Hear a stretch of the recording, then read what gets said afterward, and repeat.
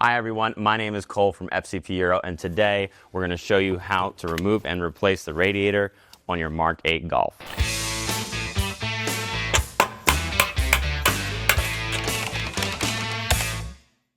In front of me, I have our radiator kit for the Mk8 Golf R. Now, we're using the genuine kit listed on our website. However, we have OEM, OE, and aftermarket options for your Mk8 Golf. Now, to the left of me, you'll see the original radiator removed from our Mk8 Golf R behind us. This has about 32,000 miles on it, and although it's seen some mileage, it doesn't look terrible, but there is some blockage within the fins.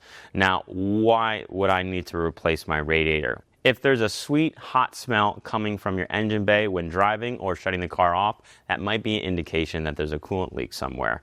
These radiators are made with plastic end tanks that around the crimping sites, they can weep or leak. So if you see any kind of crustiness around the outside of the radiator, that might be an indication that the radiator is leaking, and you may want to pressure test the cooling system to find where it is actually coming from. Now, beyond the end tanks, the radiator in this vehicle can have cooling performance degradation. Now, that can happen from a multitude of things. You can have blockage in the fins, like you see here, all of this little dirt, debris from the road being all clogged in the fins, which effectively reduces our cooling efficiency. Not only can we have external cooling blockages, we can also have corrosion inside the radiator that can cause clogs and overall reduce our radiator system performance. Now, this radiator DIY that we're doing today is pretty approachable and requires minimal tools to replace the radiator. And the parts in front of us are backed by our lifetime replacement guarantee. Now that we've gone over all the parts that we'll need, let's get into the tools. For this DIY, we're going to need a flathead screwdriver, 90-degree hose pick, 90-degree small pick, hose clamp pliers, 7mm socket, T30 socket, 1/4-inch torque wrench, a T25 bit, which in this case we have an electric screwdriver, and optionally we have a 1/4-inch ratchet. Good things to have are some blue shop towels and some silicone spray to make installation a little bit easier. Now, with all these tools covered, let's jump into the DIY. One of the first steps for replacing the radiator is ensuring that the vehicle is ice cold. If the coolant is hot, we have the risk of burning ourselves. So since this vehicle has been sitting overnight, we're going to remove the radiator cap and set it aside so we can drain all of the coolant out of the vehicle. Now, to remove the radiator fans, we're going to have to remove the intake. We'll take a 90-degree pick, get underneath this little vacuum hose here, remove that, and then grab a set of hose clamp pliers to remove the clamp on the intake. It's helpful to not fully remove this clamp and just place it upwards, because when you remove them completely from the pipe, it's a little hard to get them back on. Now, with that clamp removed, we can move this to the side. This intake is just held in with some rubber grommets, so we can just gently pull up. We might need a little bit of force to remove the intake and put it to the side. With the intake removed, it's helpful to take some blue shop towels and stuff it into the intake to prevent anything entering the intake track, but we will have to remove that before reinstalling. Now, with the intake removed, we're going to be removing this plastic air duct, so we'll have to unclip this coolant line, set it to the side, and then remove the two T25 bolts. Now, with those two T25 screws removed, we can push down gently to release it on the tabs, slide it out, and set it to the side. Once we have the air duct out of the way, we'll take a T30 socket and remove these two screws holding this coolant line. With these two T30 screws removed, this coolant pipe is going to be free, and we want to have it slightly out of the way when we're pulling the radiator fans out. So a little nifty thing is a third hand, or use a bungee cord of some sort, and we're just going to pull this coolant hose back a little bit, so it just gives us a little easier access. We just want to be careful not to break anything when moving it back. Now, before raising the vehicle to drain the coolant, there is a connector for a coolant temperature sensor located down on the lower radiator hose. We're going to want to disconnect that connector because that's the hose that we're going to pull to let all the coolant exit the radiator. Now with that connector disconnected, let's lift the vehicle and start draining the coolant. Most of our work's going to be done here in the front of the engine bay underneath the vehicle, so we'll have to remove the 8 T25 screws holding the belly pan on. Now that we have all of our screws out of the belly pan, we can take a flathead screwdriver and just pry a little bit right here where there are clips that hold this in. Take this out and set it to the side. Now that we have the belly pan off, we're going to want to remove both of the rubber intercooler hoses on the lower side of the vehicle that are connected to the intercooler. We'll need a flathead screwdriver or a 7mm socket to remove the hose clamps.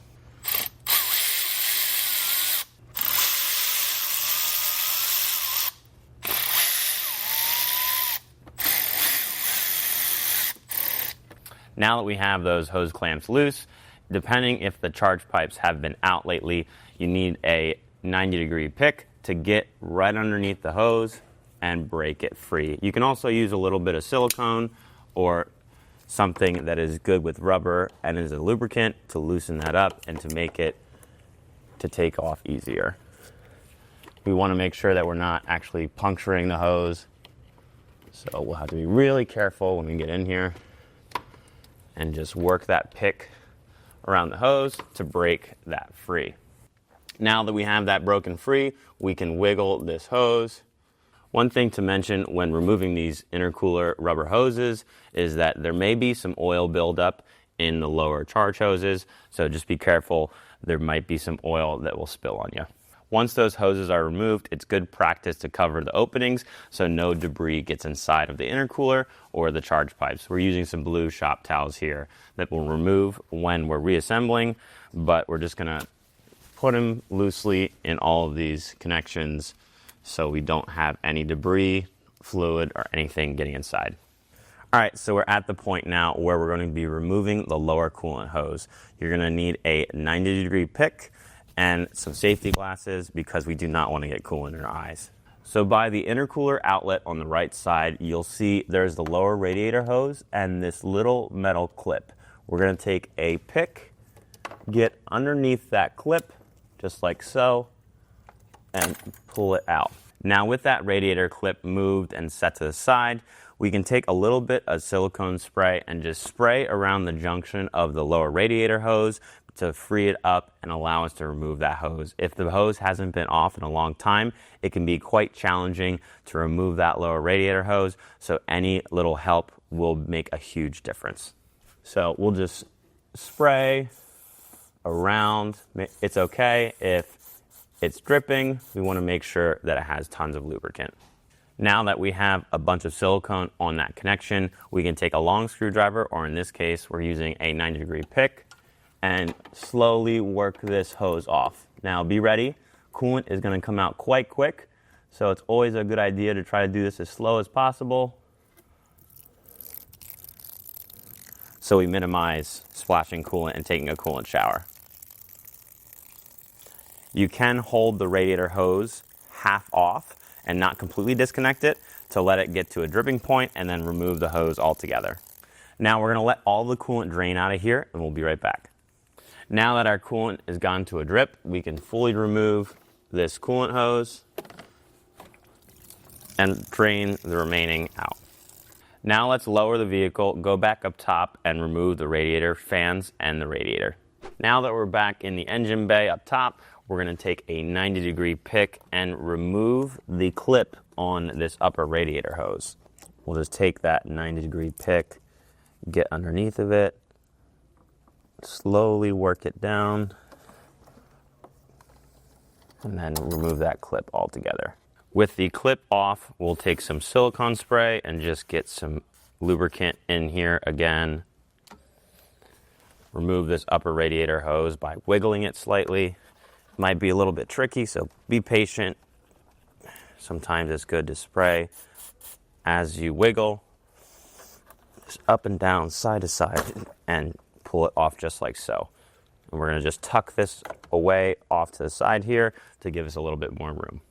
Now that we have our upper coolant hose out of the way, we can pull the radiator fan electrical connector out of its holder, press up on this red tab, and then push down to release the connector. Now, before we can remove the radiator fans altogether, we're going to have to take it out of its locked position. And we're going to do this by taking a pick or a screwdriver, pushing this portion of that clip back while also pulling up at the same time. Just like that. We'll repeat this step on the other side, and then we can squeeze the radiator fans out of the front. Now, with the radiator fans removed from the radiator clips, we can slide this radiator fan out and up. It's a little tight, so you have to be a bit patient, but it will come through. When removing and installing the radiator fans, we just want to make sure we're not snagging on anything and it comes out in a smooth motion. We're at the point now where we're going to be removing the clips out of the intercooler for the radiator. This is quite challenging to see, so I have our new radiator here to show you where we're going to be pointing to release the clips. Now, with my finger here, you'll see these little plastic tabs that have a clip on the end of it, and this is clipped into the intercooler. So what we're going to have to do inside the vehicle is, from the engine bay side, come with a flathead screwdriver, get underneath this, tilt it to about 45 to 90 degrees to release this clip and pull the radiator towards us. Now, with our screwdriver, we're going to want to get underneath this little tab, push it down, and pull the radiator towards us. There we go. Now, this side can be a little trickier because we have some more hoses here, but same concept. Get underneath. There we go. Now, once this is loose, you'll see the clip right there. It's really tight and it's a little bit challenging to get to. All right, that was a bit challenging, but we were able to successfully release both the clips on the radiator. So now we can tilt it towards the engine and start to pull up. And this will have some coolant dripping out of it because we're now moving the radiator to one side.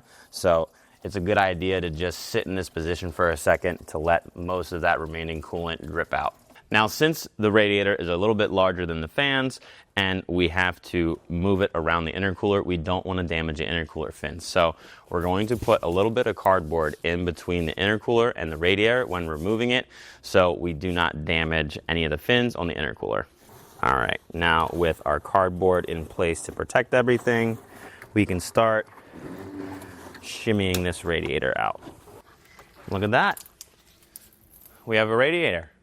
Now, this radiator does go in a specific orientation, and that is with the lower radiator hose on the passenger side and then the upper on the driver. So one tip is to put it in a 90 degree and then rotate it. So I'm going to do that now. Once we have our radiator now roughly lowered into place, we can remove this cardboard and install it into its final position. Now, before clipping the radiator into place, we're going to have to take this mounting tab and slide it into position on both sides, just like that. Once that is in its groove, it will be naturally centered and in its place. Once the lower portion of the radiator is in the mounting position, we can then slightly push and clip it into place on both sides.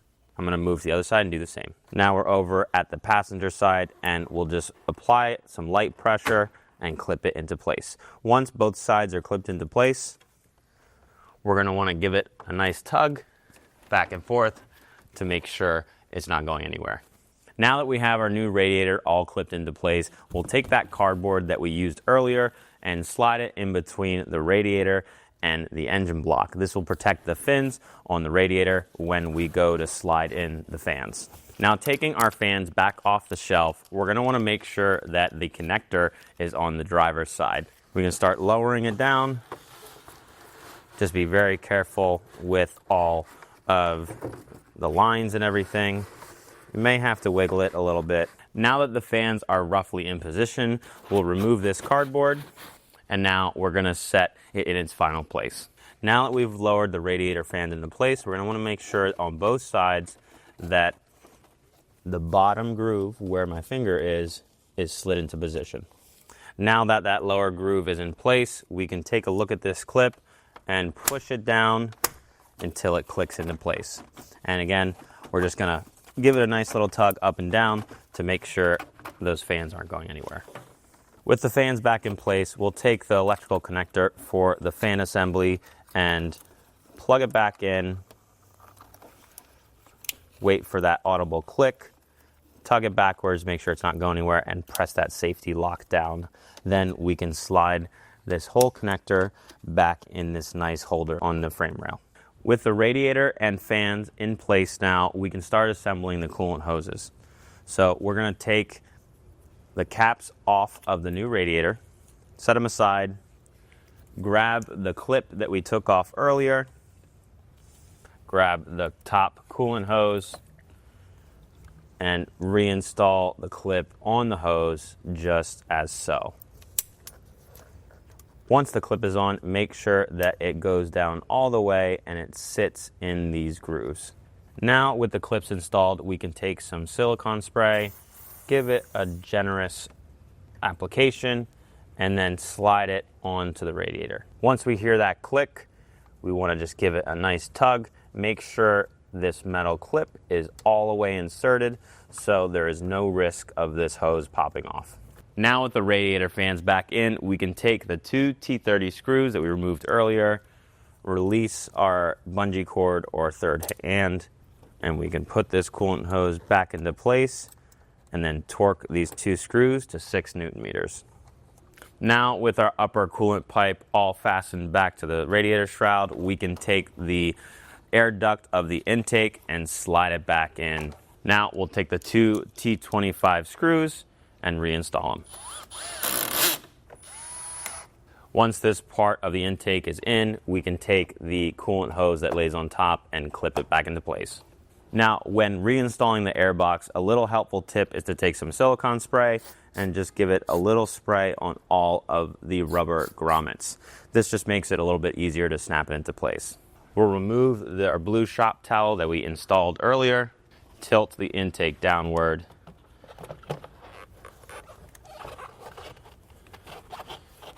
pop it into place, slip the connection back over. We want to make sure that these lines line up. Grab our hose clamp pliers and we will put this clamp back into position.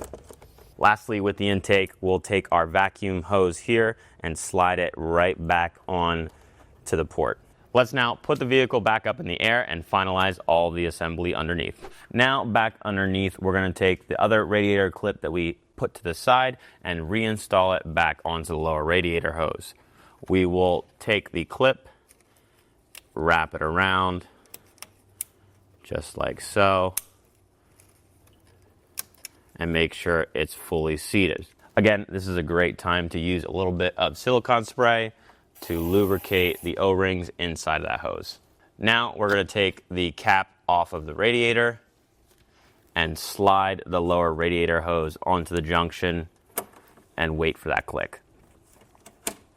Once it's clipped into place, we're going to want to give it a couple tugs and make sure that clip is fully seated and that hose is not going to come off. With that lower radiator hose connected, we can take the electrical connector for the temperature sensor and clip it back into place. Once we hear that audible click and that connector is not coming out, we can start putting our intercooler hoses back on. We'll remove our two blue towels that we inserted earlier and then grab our lower intercooler hose, spray some silicone spray inside the junctions to make installing easier. This hose is directional, so make sure the clamp with the clips on it goes towards the front of the vehicle. Now with the hose in place, we'll take our 7mm socket or flathead screwdriver, snug it up on both sides, and then torque it to 5.5 Newton meters. Now we're going to repeat the same process on the driver's side. We'll take our belly pan here and reinstall it to the vehicle. Be sure that all the mounting tabs in the center here are installed as follow. Clip that into place and then reinstall the 8 Torx T25 screws.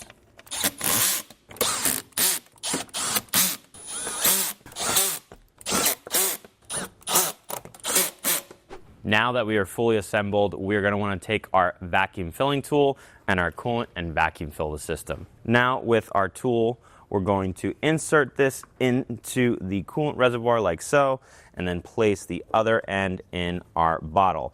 And the reason why we are performing a vacuum fill in this vehicle is so that we remove all of the air in the coolant hoses and fill them with coolant. Now taking our hose here, we are going to press this button. All right, so what we just did was pulled all of the air out of the coolant hoses and the cooling system and pulled a vacuum on it. While we were doing that procedure, we were pulling all of the air out of this coolant feed line, so we're not going to introduce air back into the system. Once we have a good vacuum on the system itself, we can then open that valve and start filling the system. Now we're going to have to watch our coolant bottle and the level of it so it does not go below the actual bottom, because we're going to need to top off this bottle that we're filling from. We just swapped the bottle over and we're going to finish filling the cooling system. Once the needle stops moving, we're going to shut this valve, disconnect our air line, and then pull our coolant filling device out of the vehicle. All right, we just completed installing a new radiator in our Mk8 Golf behind us. If you liked what you saw in this video, please hit that like button down below. And if you have any comments, questions, or concerns, drop them in the comments section. And we have a lot more DIY videos coming for the Mk8 Golf and Golf R chassis. So if you want to see more of that, hit that subscribe button. My name's Cole from FCP Euro. Thanks for watching and keep on wrenching.